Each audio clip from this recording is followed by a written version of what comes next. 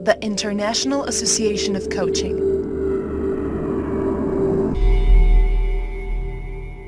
Home of the coaching masteries. Hi, and a very warm welcome to Vadis 2022.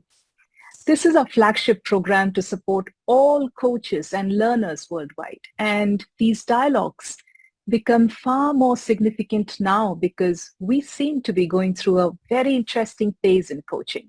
Perhaps we are at an inflection point that invites us to craft the future of coaching through the lens of hope, innovation, and as global citizens, keeping humanity at the heart of these initiatives. So our topics this year has been specially curated to invite possibilities. With this spirit in mind, Vadis 2022 is a call to action for all of us to collaborate and co-create in focused communities. We wish to start IAC member forums in the areas of education and climate action. Both of these are topics that are so beautifully aligned to the 17 UN Sustainable Development Goals. So thank you all for joining in. Enjoy these sessions, and a very big thank you to all the wonderful panelists and moderators, the support team, and all the volunteers who bring in such amazing levels of passion and commitment and professionalism in making this happen. Welcome to Vadis 2022. Welcome, everyone. Thank you for participating. My name is Yehezkel Madanes, and it's my great pleasure to welcome you to this amazing Vadis. I'm very excited to be moderating this Vadis today on the subject of Mastery number 4 of the IAC, Processing in the Present. We have a very distinguished panel. I'm very excited to be welcoming my colleagues, Martha Pasternak from the United States, Catherine Miller from Canada, and Jessica Lu from Taiwan, living in Vietnam. So welcome to the panelists. How are you today? Very well.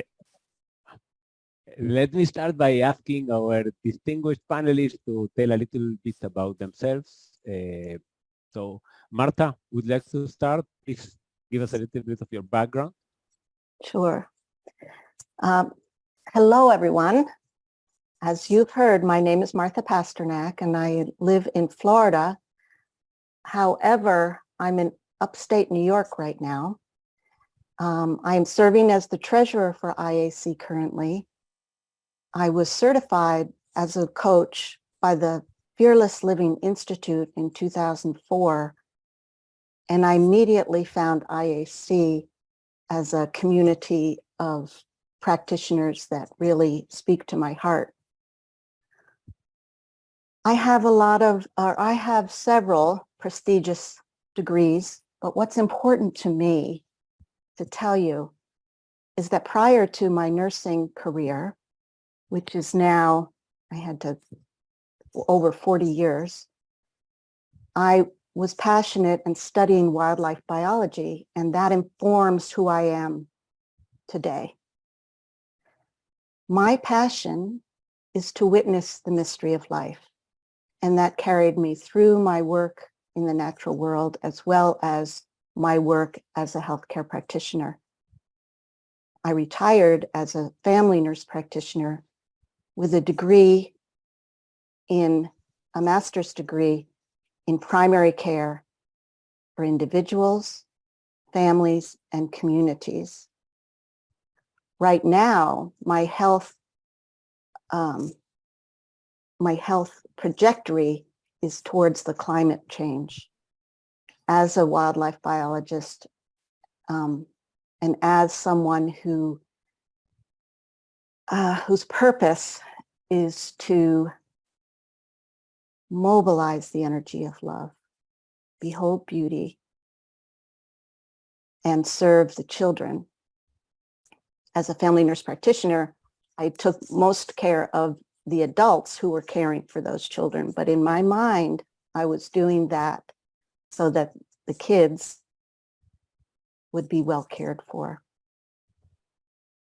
So again, my passion is to witness the mystery of life. My purpose is to mobilize the energy of love, to behold beauty. And the old people used to say that the breath is the most powerful prayer. So far, we have been invited to think about so many things with Des, openness and flexibility, Pepe, ethics and respect, Sean, passion and commitment, Gillian, flexibility and courage, Betsy, the concept of rupture and the possibility of recovery, Brian, care and fear, which again is where I dwell, Bonnie, possibility in our mindset, Sarah, what is possible, Patricia, that life is in fact a space for possibility. And all these things contribute to what we will talk today about, processing in the present. Thank you. Thank you, Marta. Thank you very much. Catherine? Yeah, thank you. Thank you, Martha. That was beautiful. Hello, everyone. I'm Catherine Miller, and I'm joining you from Canada. And I'd like to share a little background on my journey to coaching and how I see our theme, the Mastery Number 4, Processing in the Present, how I see that connecting with the Quo Vadis Coaching 2022 theme of Coach the Present, Shape the Future. So like most, if not all of you, I started my work life in a very different field than coaching. My background is in banking, both domestic and international banking. And while the work was interesting, something inside me was being ignored and stifled. And as a result, I became ill for many, many months. It was as if my body and soul needed to stop me in my tracks to help me realize that there was more to me than what I was doing. So after a lot of consideration and a certain amount of fear, I left the certainty and security of being employed in banking and returned to university to study. I chose to study leisure, or leisure as some people call it. And you might ask, as my own mind did, what the heck do you think you're doing with a degree in leisure studies? How are you going to be making a living in leisure? Well, it turned out that I couldn't have made a better choice, actually, by listening to my body and heart and soul, valuing their nudging, recognizing that even though my mind had no idea what this was about, something was calling me to make this change. And I made that change. And in doing so, I connected with people and ideas and knowledge that spoke to me and nourished my whole being. And making that choice led me to coaching. So I became a member of the IAC in 2003 when it was just starting up. And after a lot of study, learning, and practice, I became certified as an IAC coach in 2006. And in my early years of coaching, I was focused on leadership, helping frontline employees, managers, and business owners develop their leadership skills and resolve leadership issues. But no matter what the focus was that they brought to the coaching session, more often than not, as we explored the issue, the client's own emotional well-being was the key element. And as several panelists have mentioned in earlier sessions this week, how we feel within and how we care about ourselves makes a huge difference on how we affect and lead others. Mm-hmm. So cultivating emotional well-being is my passion. It has been for a long time now. It's my practice and is at the heart and soul of my coaching. And I'm just feeling so grateful for this wonderful opportunity to share, learn, and explore this topic and our experiences of the connection between being present and emotional well-being with all of you. Thank you. Thank you very much, Catherine. Beautiful. Thank you so much. Let's move to Jessica. Yes. Hello, Jessica. Yeah. Good morning, afternoon, and good evening. Morning. Great to have you with us. Tell us a Wherever you little bit are. about yourself. I mean, yes. Okay. Well, after I hear Catherine and Martha talk about how they actually get to coach, and I was just thinking, three of us, we all have so different background, but we ended up at the same place. And when we are actually discussing what we're going to talk about today, I just can't stop enjoying our conversation are all very inspiring, and I really admire two of them. As for me, I was a teacher before, and then I went to corporate HR, then HR consultancy. Then I was an entrepreneur, running my own company. And then for many years hardworking, I was able to sell my company and semi-retire about 10 years ago. When I say semi-retire, which means I still do some work, that I select the work that I love to do. And it ended up just two. So what do I love to do? Why do I choose these two as my jobs now? I won't say it's job, it's what I love to do. It's because I think during my journey of my professional work life, the most things I really enjoy is to see people grow and to see people achieve their goal. So I want to devote myself into helping others to achieve their goal, helping others to learn and grow and to become successful and happy. So that's me, and thank you for inviting me to be in the panelist, and I would like to share a lot more about in the present later on. Thank you very much. Thank you very much, Jessica. And let me pick it from where from your comment.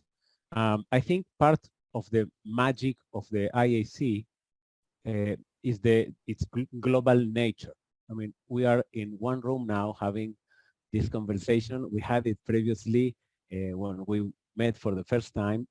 These different perspectives. We are approaching, as you beautifully said, we are approaching mastery number 4 from so many different cultural backgrounds, different personalities that we have. Not only that, on top of the global nature and we coming from very different places and experiences, the beauty of it is that we are going to be hearing today many different angles from perhaps for some people, maybe the most important mastery. One that if you don't have it, you'll be coaching from a very difficult place, a place where you can be very concerned about performing, how the session is going, a place where you cannot flow. So this mastery is really essential for masterful coaching. I'm very excited to be hearing your perspectives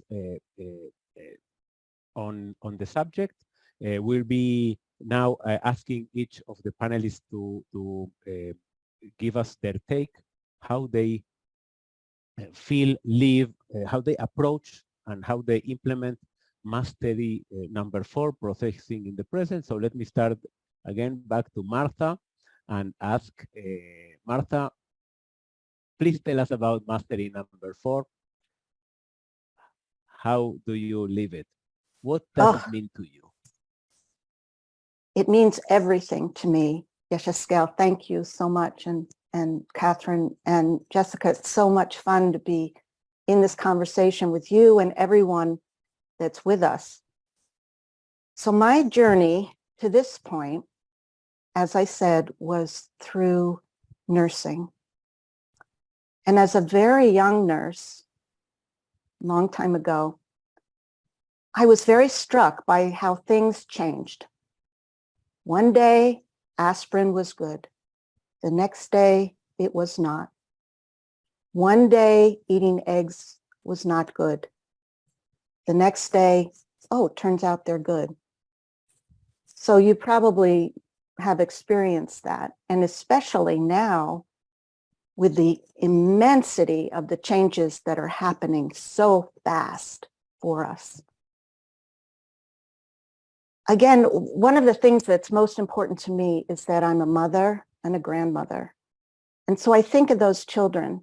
How do I want, what can I do to support a healthy and wholesome future for my children, my grandchildren, your grandchildren, and beyond?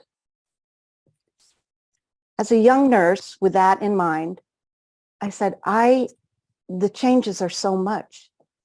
I want to work with that which never changes. And that to me is love. That's how I see it. There was a grandpa that was talking to us in Mexico outside of Oaxaca in a small village where they did weaving. And someone asked Grandpa, what's the most important thing in life? And as grandparents often do, he hung his head down like this, and he thought, and he looked up and he said, love.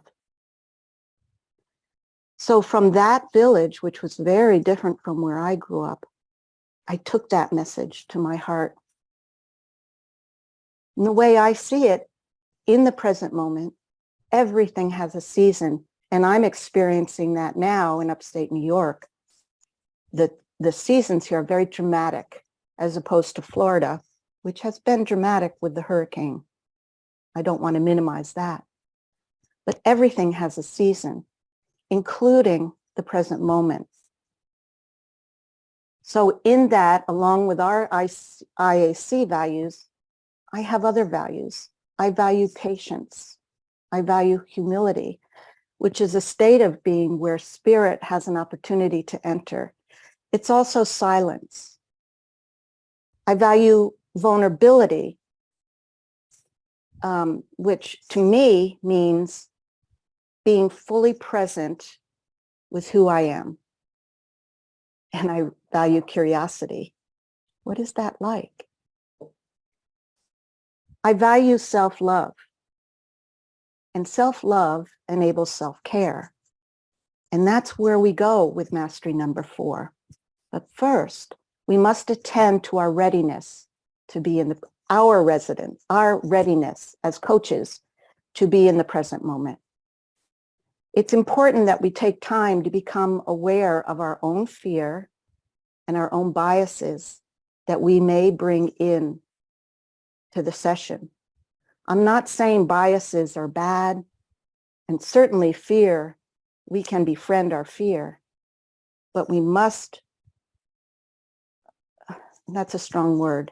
It's important that we are aware of what they are. I also think it's important to be aware that the masteries are not linear. They don't go 1, 2, 3, 4. Within each mastery, we address each mastery. So mastery number 4 in the present moment opens us to possibility. And Emily Dickinson, who's a poet, said once, and I quote her, I dwell in possibility. So with all the things that we've learned about so far, connection and respect and trust and self-awareness, all of those things create what I call a sacred space where we can dwell in possibility. What brought us to where we are now? Who were we? Who are we? And where do we see ourselves as going? What's our vision for the future?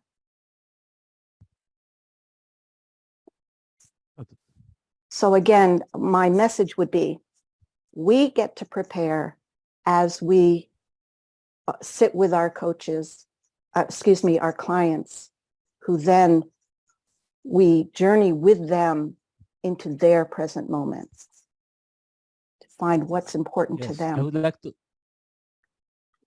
Thank you. That was beautiful. I would like to comment very briefly, just in one sentence before we move to Catherine. I loved how you put it, the sacred space. That's like a very special space. When you define it like that, it seems, tell me if it makes sense to you, it sounds beyond definition, beyond words, because it's really such a special place that it's beyond the mind, and it's not really we are not really being able to define it. That's why many people connect the spiritual realm to this mastery in some way, because you are going really beyond the mind, and you and spirituality and love and all this family of I wouldn't say concepts, because it would minimize it and put it, in a box. But when we talk about all these powerful ideas and the insights in the coaching session, we are really open to what you said. Possibility, you dwell in possibility, and paradoxically, from that sacred space where you are uncertain because you are not really knowing where is it going. So I really would love to come back to it because it's kind of the spine of everything we are talking about here. Thank you so much, Martha. Really beautifully stated. Thank you. Catherine. Yes, thank you. I'm still dwelling in that sacred space for a moment that Martha created. And I'd like to extend that a little bit more from my perspective. And that is to start off with welcoming each and every one of you to the Cafe of Well-Being. I'd like you to invite you to imagine with me. Maybe it's a stormy, wet, windy day outside, and you've just stepped inside into the warmth of the Cafe of Well-Being. And there's an aroma of fresh brewed coffee in the air, and a buzz of conversation fills the cafe. There's a pleasing sense of comfort and connection. So with your hands wrapped around a steamy mug, you look around and you see our group sitting at a table. We're waving to you and we're saying, hi, come on over, come join us. And you do. And you pull up a chair, feel your body relax as you sit down and make yourself comfortable. We've been talking about the theme for this week's Quo Vadis coaching series, Coach the Present, Shape the Future, we tell you. And the IAC Mastery number 4, Processing in the Present, seems to relate to this theme. So we thought we'd like to explore it a bit. But there's something else. We feel that processing in the present and being present, elements of Mastery 4, have connections with emotional well-being. So is it possible that coaching in the present could have an impact on the future of personal and even global well-being? So back in 2005, when the Masteries were developed, Mastery 4 was a leading edge coaching skill and a leading edge life skill, which I believe it still is, and it's becoming even more so. It's becoming more timely, more valued, and the benefit of it is being more highly recognized. And something that I love about Mastery 4 is that it honors and it encapsulates ancient wisdoms, our human experience, and modern scientific knowledge. It brings this aspect of being human, this art and skill of being present, into our awareness. It gives us something sort of concrete to work with and a means and a choice in how we want to be. So I thought maybe I'd just highlight and refresh our memories a little bit more about Mastery 4. And as Martha had said, it's recognizing that it is woven into all the other masteries and throughout a coaching session. But it's the coach is being present in their own being while being with the client. The coach is noticing and processing what is going on within themselves, noticing what they're sensing, realizing, observing, or even feeling as they observe the client and listen to the client's words, tone, and energy. And the coach can then share that with the client, what they have sensed or noticed, inviting the client to notice and process for themselves what's going on within. So for an example, a coach might say, there's something in your tone of voice that makes me think you've got something more to say. Is that right? Or I heard you laugh when you said that. What's that about? Or I noticed your shoulders drop and your face relaxed just now. How are you feeling? The coach has listened beyond the client's words and has picked up on something. And they may not even know what that something is, but there is something in addition to what the client is saying beyond the words that gives them this cause to offer that back to the client. And this can help the client gain really valuable and powerful insight into their thinking and their behaviors.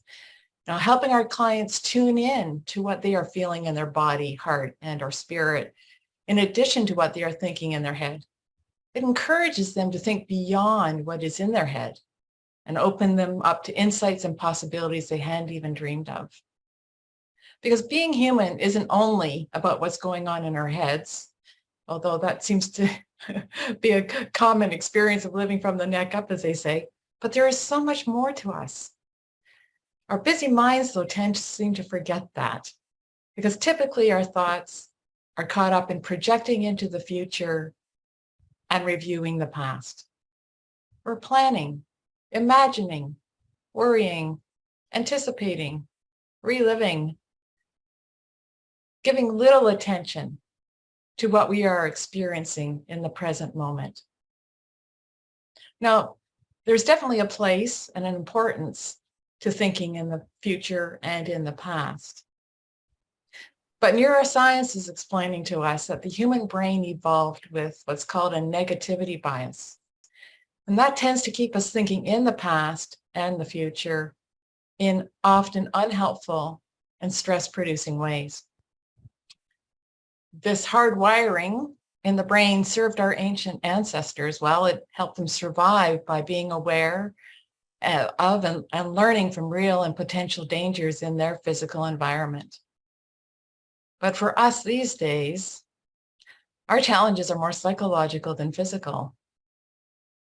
So the tendency of the negativity bias in our brain is to ramp up emotions like fear and anxiety and anger, and it focuses on past failures and losses, putting them totally out of proportion. It downplays our abilities and it exaggerates all those future obstacles, creating a lot of unnecessary and unhelpful stress and undermining our emotional well-being. So maybe some of those things sound familiar to you. They sure do to me. It's a universal experience. And that's just at the psychological level, some of what's going on. And when our thinking is getting us nowhere or causing unnecessary or unhelpful stress, there are other things going on in the rest of our body. For example, our nervous system and hormone production are out of balance, and the signals traveling between our heart and brain are chaotic. This negatively impacts all our body systems and impairs our mental functioning, and it drains our energy and decreases our physical performance. So no wonder our clients and ourselves too get tied up in knots around challenges and troubles and decisions to be made with all these things going on inside us. And what a relief it can be to bring our minds back into the present. When we are present, such as when you stepped into the cafe of well-being, noticing the welcoming warm air or the uplifting aroma of the fresh brewed coffee. When we are present, the mind can't think of the past or the future. It will try, but each time we bring ourselves back to the present, we strengthen our ability to be present and to stay longer in the present when we choose to. And this not only feels good, Because when we're being present, there are profound changes immediately happening in our brain. The mind starts to calm. Our stress and anxiety diminish. Insights float to the surface.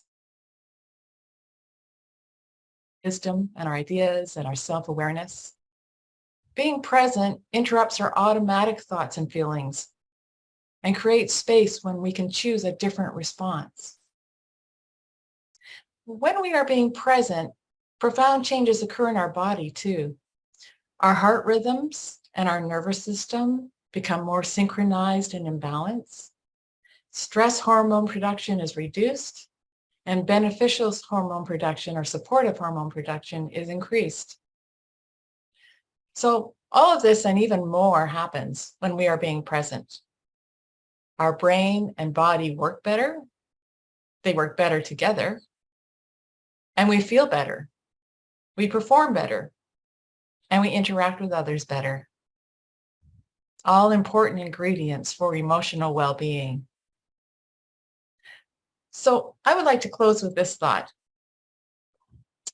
When we develop our own ability for being present and processing in the present, and help our clients develop their ability for being present and processing in the present, I believe we are jointly cultivating a gift that has the potential to transform our present and shape our future with emotional well-being. Thank you. That was very beautiful. Thank you very much, Catherine. That was very beautiful. And let me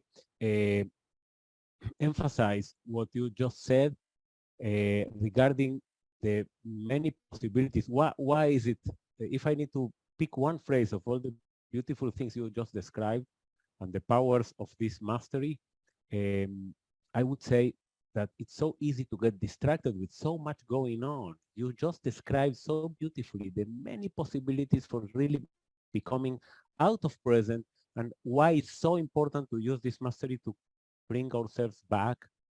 And I would add, but I'll leave this for later, with love and non-judgment, as Martha so beautifully emphasized before. And the second thing that I briefly want to refer to later on when we have the conversation is this time traveling, this going to the past and the future, and how's the session going, and how and what happened, in the past, continuously being in past or future, and without the ability to be in the present moment. Thank you so much. By the way, I really want coffee now, because you describe it so well that you induced me into coffee. I've seen many people. I've seen Carla also just commenting on the coffee, but that's really beautiful. You just put me into that beautiful cafe and the scenery and all that. And this is what I'm going to do after the Quo Vadis for sure. I'm going to run to a beautiful coffee shop. I need to stay in that present moment, as you just described it. Thank you so much. And let me welcome back Jessica into the conversation. Yes. Wow. Hey, Jessica. Now let me introduce. Let me now for everyone give a little introduction. I was so amazed. Now you're going to listen to Jessica, and the angle on presence is going to change radically. So be prepared, because now this is the beauty of it. I want to prepare people into that. This is what happened to me, so enjoy. So now you really will have many different angles, and Jessica will bring a very special one. Please, Jessica. Okay. Well, you made me feel nervous now. What special angle? No, the special angle, I would say, because it really complements. The beauty of this team is the complementarity. It's an absolute complementary team. I was referring to the practical nature of how you take it. I was amazed by how each Thank you. brought it, took one of the aspects of it. So please. Yeah. Although I'm still sort of like in the Catherine described cafe and feeling the love that Martha talked about it. But I'm a practical person, so I'm going to come back to my experience. And during my executive coach, I coach many CEO or department head and entrepreneur, the business owner. And really their problem or what they think the problem that really challenged them, it's they want to be there, but why they still here? And that's the things that, okay, the coach need to help them to bring them from here to there. So everybody use Google Map if you want to go somewhere, or you want to use Grab or Uber to call a car. That first you need to know what I want to go, what I want to be and where I want to go.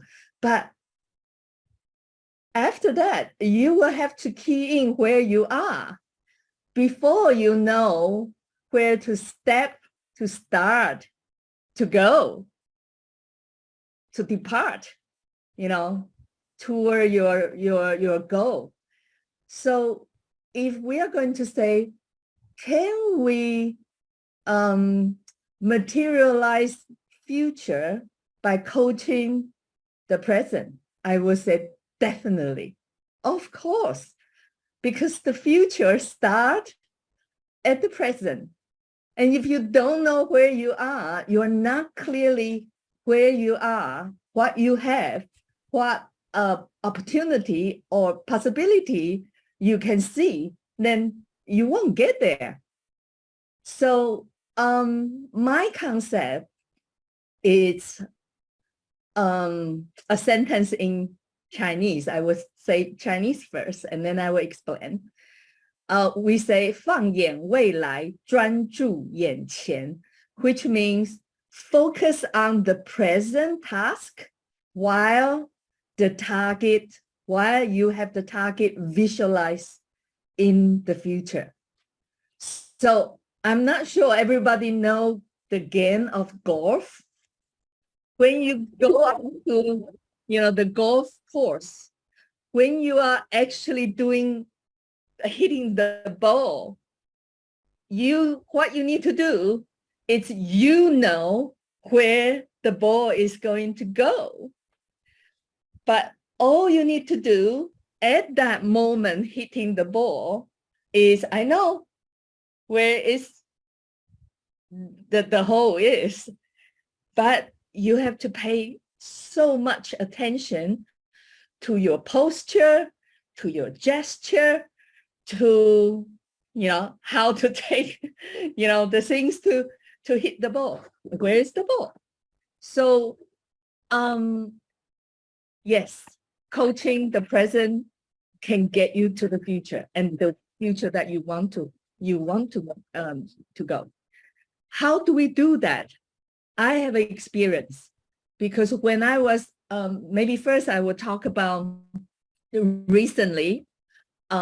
I have been supervised or we say mentoring coaches that they want to become certified or they want to become better coach. And then we always talk about, every time when we're doing the review, they will always talk about, mastery 4 is the most difficult one. I don't know how to be in the present because I'm thinking about all these things, how to ask questions, how to come down with a contract, how do I change the negative into the positive, and then I have to ask about resources. I got mastery 1 to 9 all in front of me, but I don't know how to be, really processing in the present.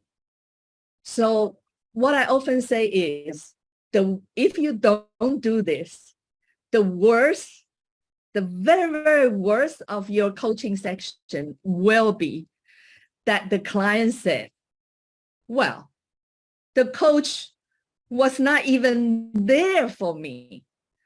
During the coaching session, the coach was not with me because the coach was in his own head, in her own head. So that would be the worst things, right? So I would think personally, mastery 4 is the most challenging one, but it's most an important one, really. If you get that out of your skill, then you won't be a good coach. The second thing I want to share from my experience is when I was doing executive coach, when people tell me, when my client told me, wow, I have an aha moment, and I will ask them, this is afterward, I will ask them, how did that aha moment came to you? And I will tell you, 9 out of 10, my client will say, I'm not sure. I feel at that time, you are with me and your focus is in me, but you have this open mind and this relaxation and caring feeling that you give me. I feel connected with you and I want to tell you all. And when you ask a question, then I go inward, then I find the answer. The answer was there. I just didn't see it well, but you let me calm down, and then the clarity came. So that's how process in the present that really, work. The other thing is what I find out sometimes the most things work, the most moment that you bring people into them, like going inside, go deep, rather than talk about the outside things. And that normally is the trigger of they find the answer and they see clearly. It's when they are processing their emotion, their thought. And I was quiet and I was watching them. And like what Catherine said, I noticed something very subtle, but I noticed something. I noticed their energy change. They have a different facial expression. Their voice changed. Then I would just ask them, what happened then? You were just talking about that. Then you stop. And then your face changed. What happened there? Then the client will have to, really have to, go inward to sort it out. What was happening inside their head, inside their heart, inside their body. And normally that's where the answer come out, the solution come out. It's like a magic. Yes. And I think the number 3 I want to talk about is being there is a course called Search Inside Yourself, which is a mindfulness leadership course. And I have been certified as a teacher, and I taught this in Taiwan and Vietnam. And it's talking about mindfulness. And when I'm talking about mindfulness, I keep saying it's not about what you do. It's about how you hold yourself up for. It's about your being. So yes, mastery 4 is difficult because it's not what you do. And it's about what you don't do. You don't interrupt, you don't assume, you don't judge, you don't give advice, but you were there with love. I will echo Martha, and with the caring, with the awareness of your own, and also, concentrate on what the clients change, what the clients wants, what the client is saying, is feeling. And that's the best way to be in the present, to process the present. So that's how I share with it.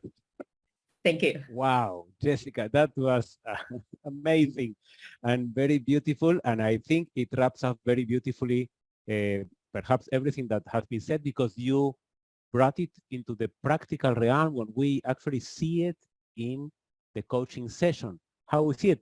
There are a few aspects of what you just mentioned that I would like to pick it from there and go back to Martha and Catherine and ask what they think about it, how they feel it, and how they live it when they coach, especially when you were mentioning about calming down. You said that when you calm down during a coaching session, the clarity comes, the solutions appear, and there's kind of a magic.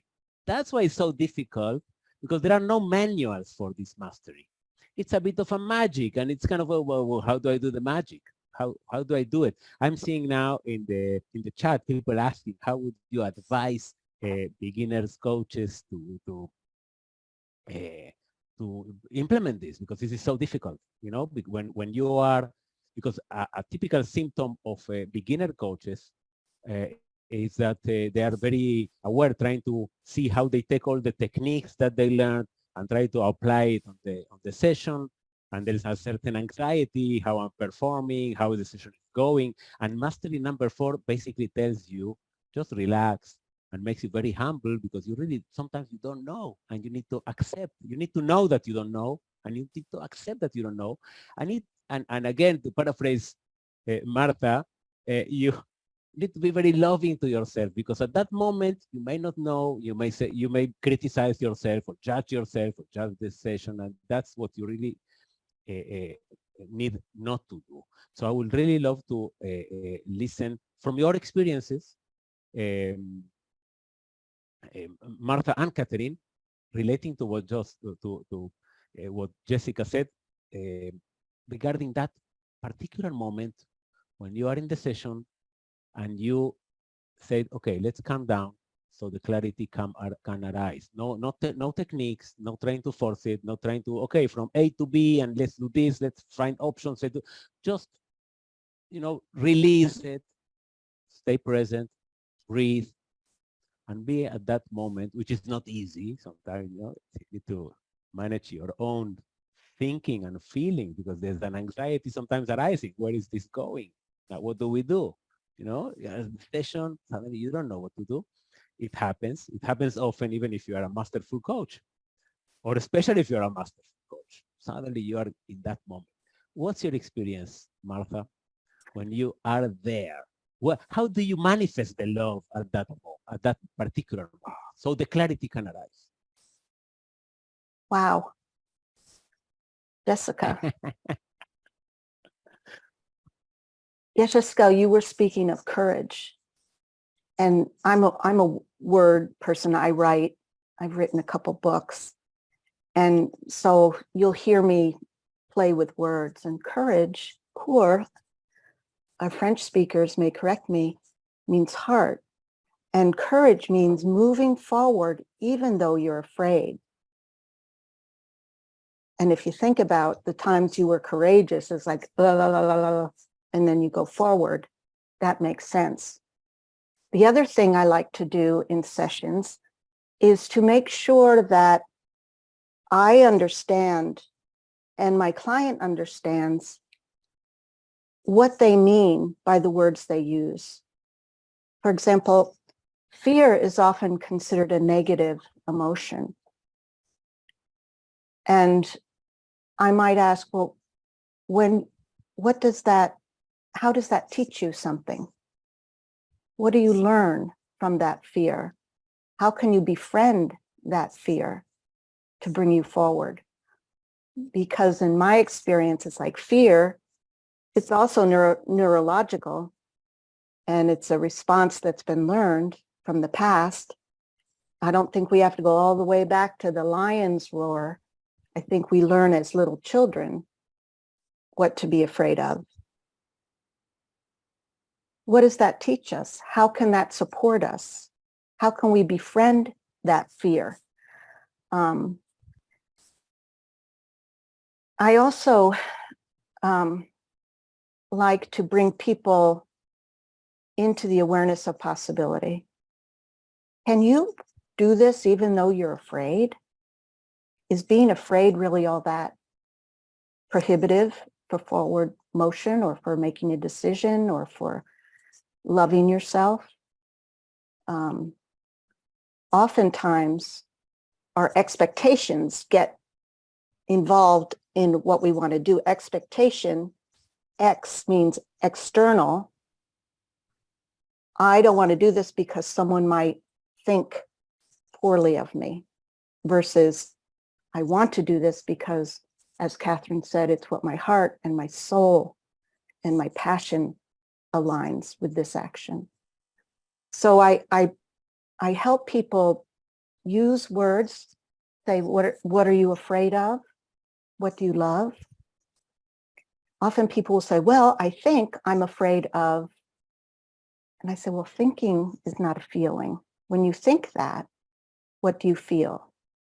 And try and bring people down into the place where they can listen with their heart and not their mind and not only their ears. Boy, I also want to put this out. I believe, which can be my bias, but through my experience with myself and other people, transformation, which is what we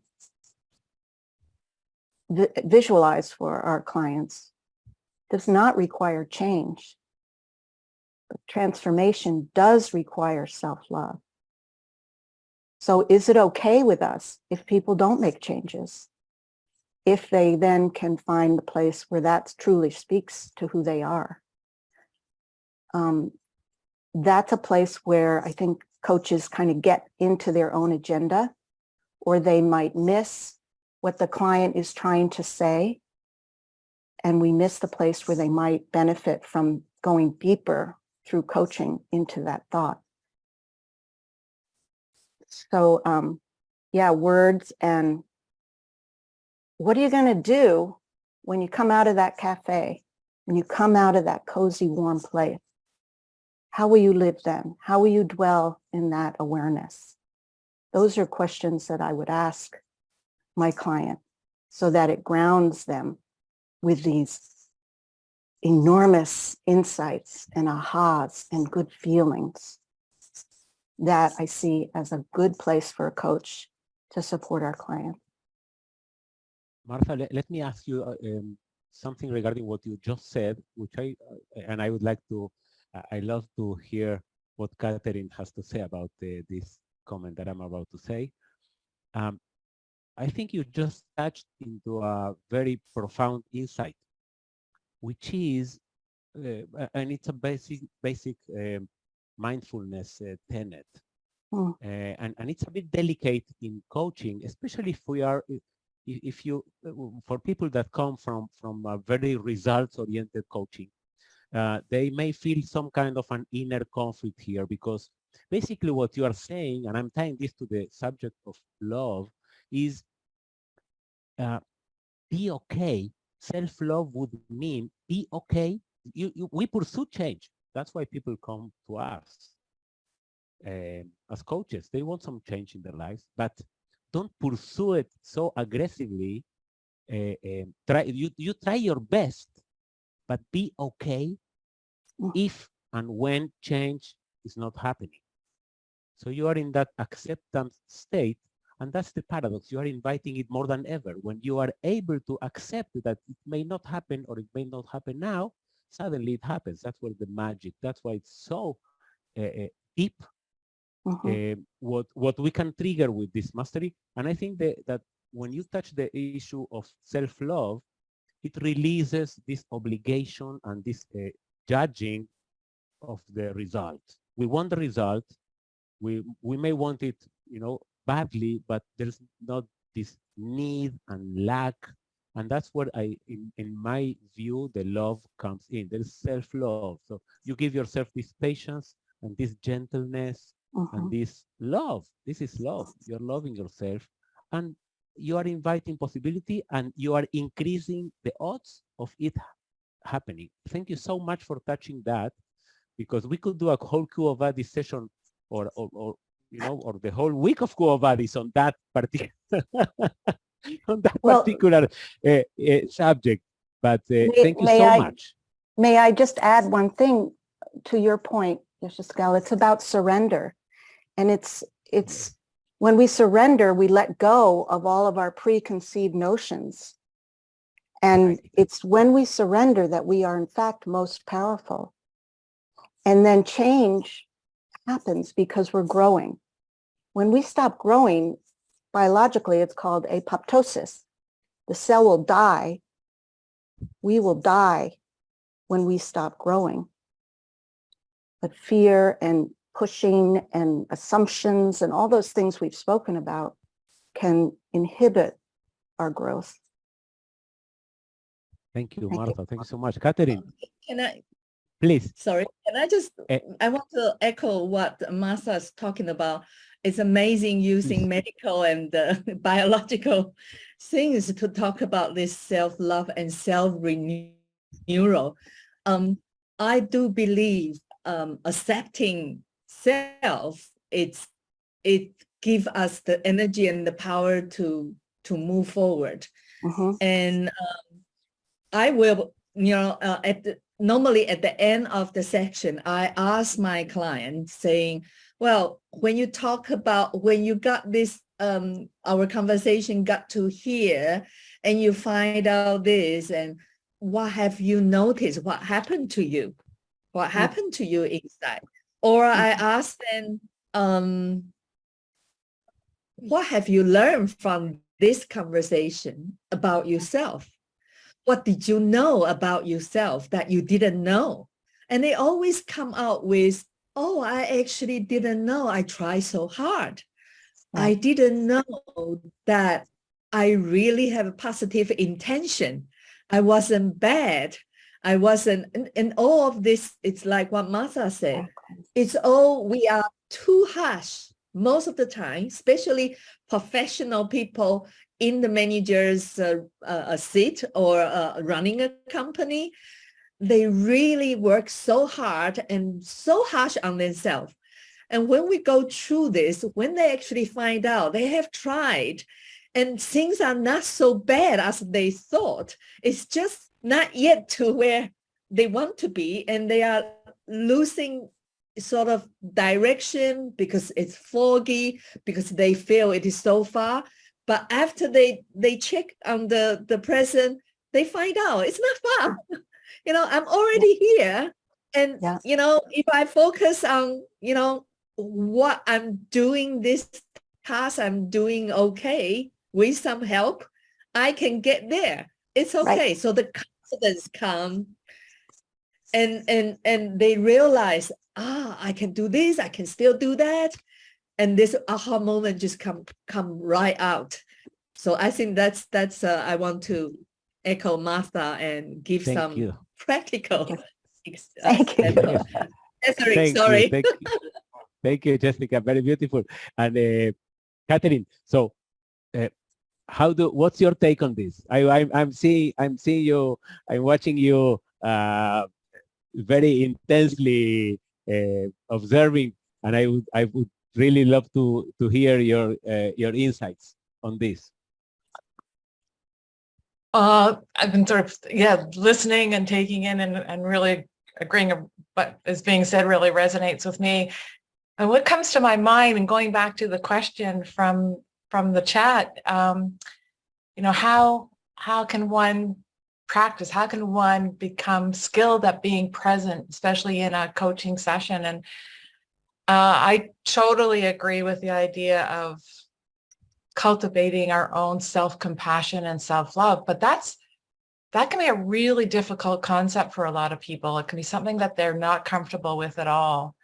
So I think, for those who it's not comfortable for, there are other ways, and that's what I love. There's more than one way. And that's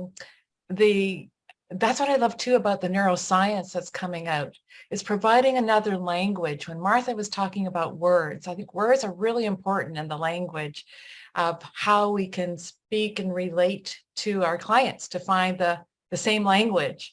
And that really resonates for them.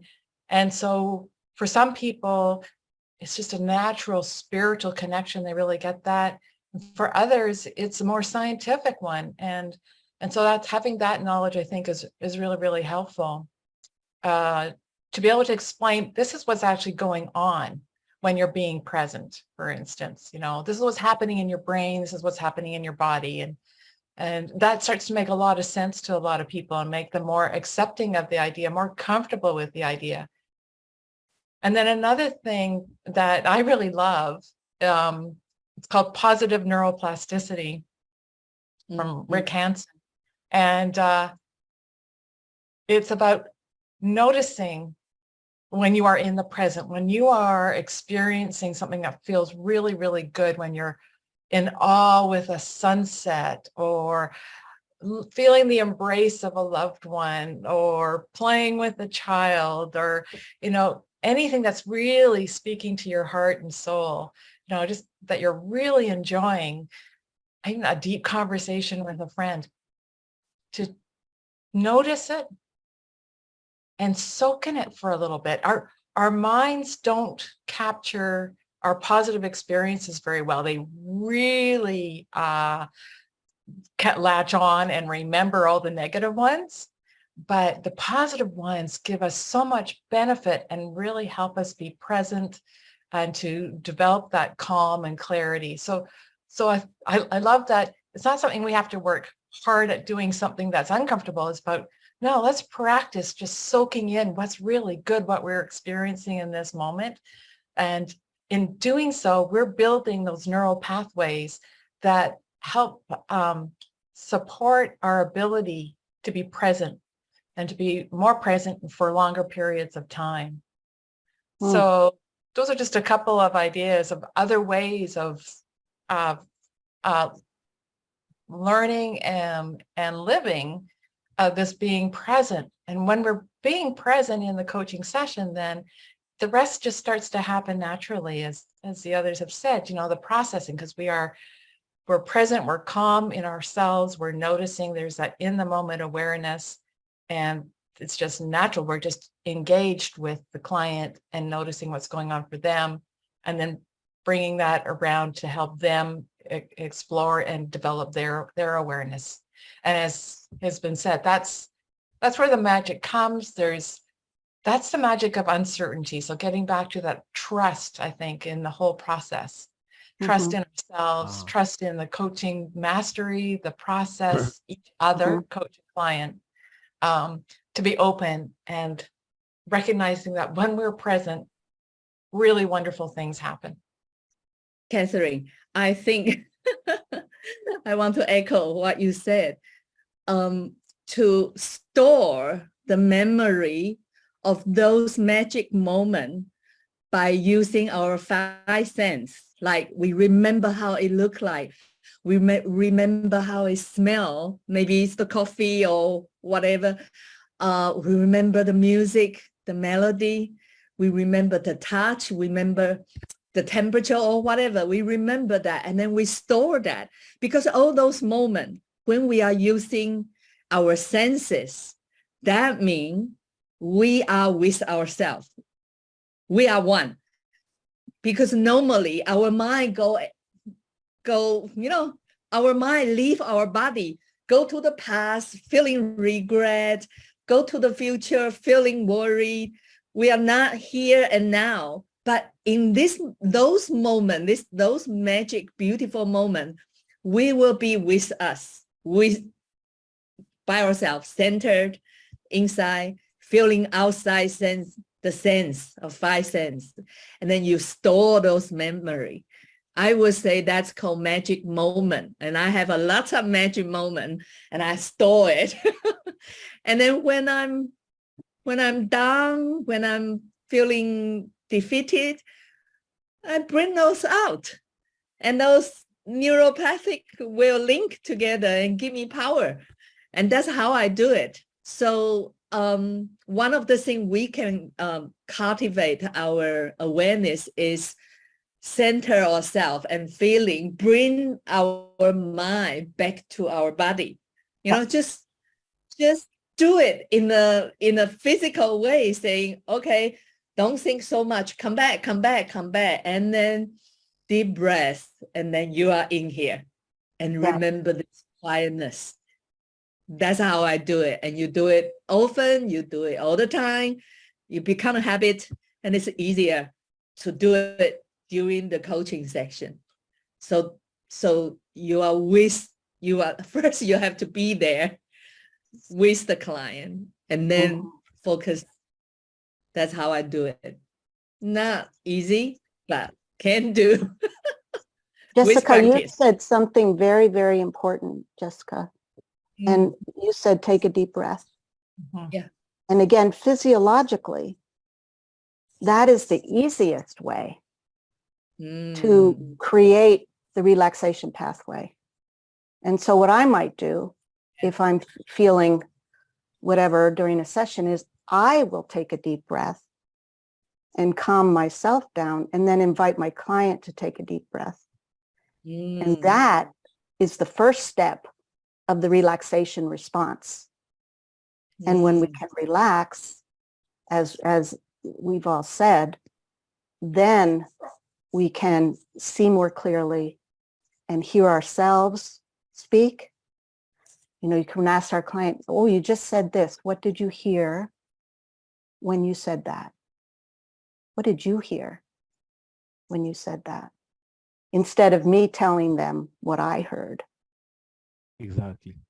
So the breath, Right. to invite a breath is the easiest way.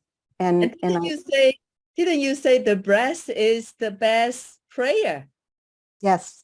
Now I understand. Right. Wow, beautiful. Very beautiful.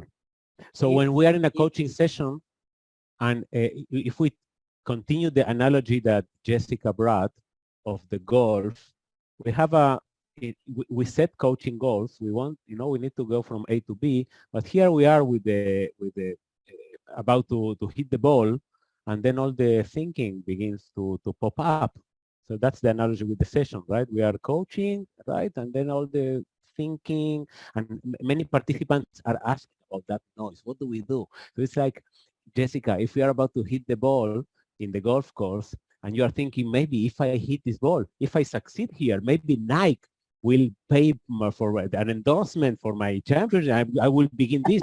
You're going to the future. You go there, and you're about to hit the ball. Now, what do I do? You have all this noise, and what you are basically saying is, take a deep breath. Just stay with the ball.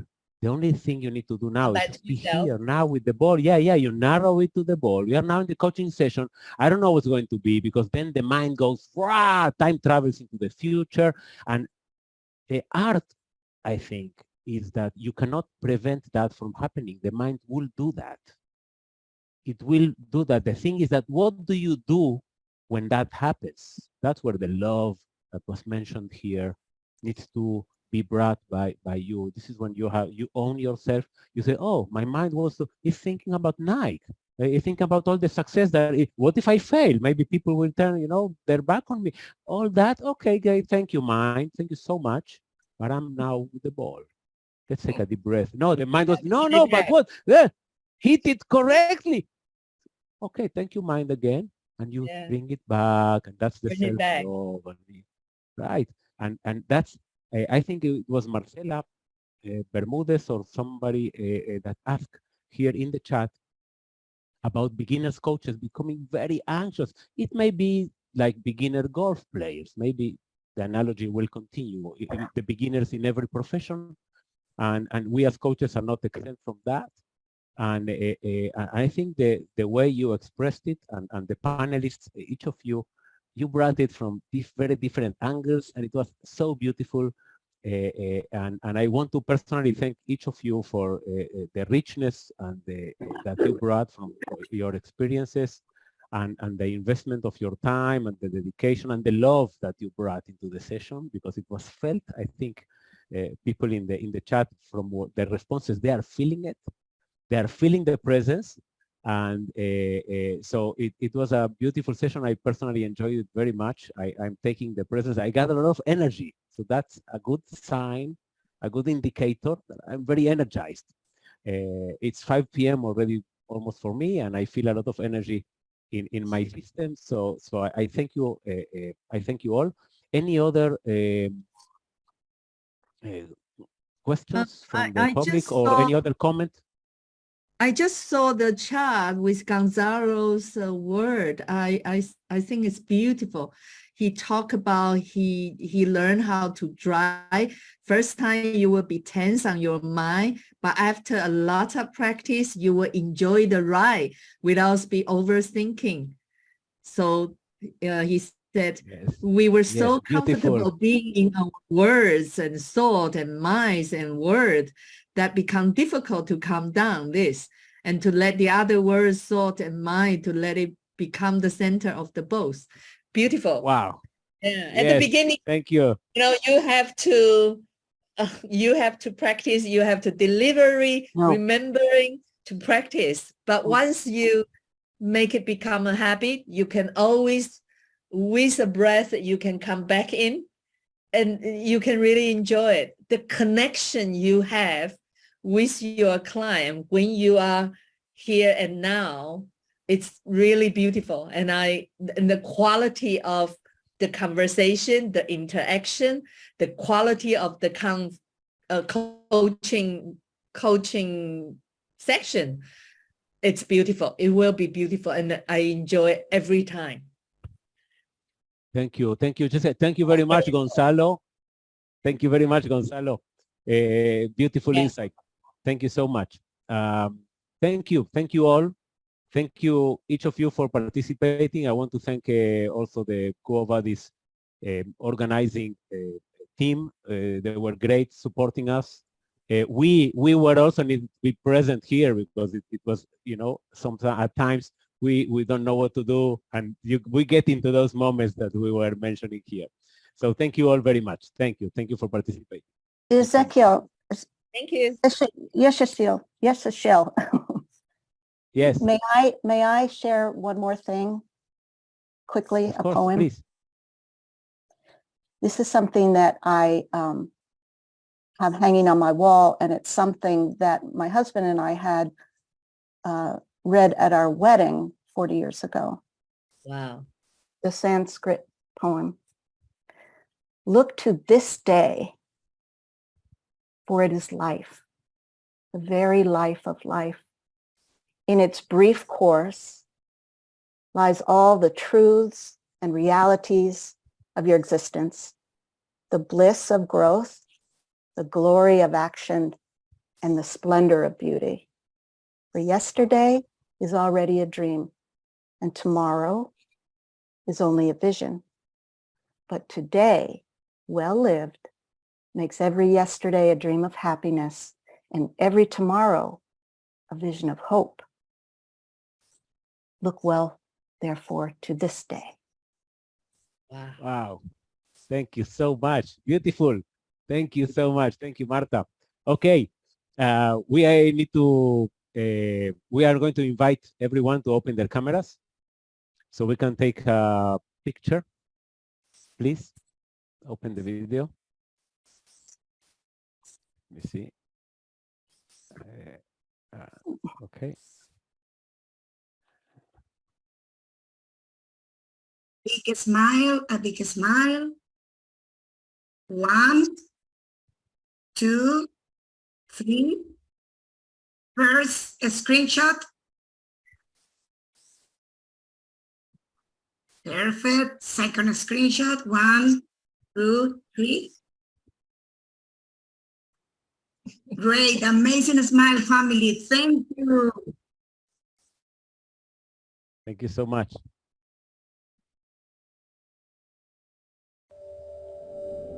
The International Association of Coaching.